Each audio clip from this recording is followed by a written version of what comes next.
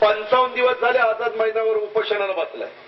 कोण देशमुख का कोणतरी हा बसलाय ना. पाणी सुटलं. पाणीच नाही तर काय सोडता. काय मुद्दा का तिथं अवघडच झालं.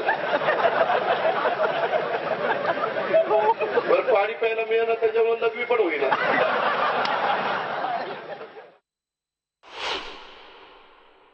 रात्री 2 वाजताच लाईट बंद करतायत.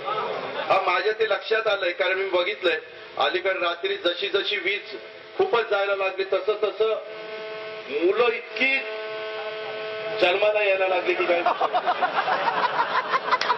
कारण लाईट नसल्यावर काय काम आहे.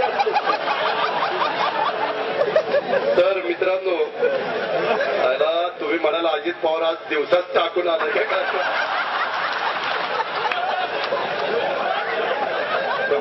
पाणी आहे का पहिलं काय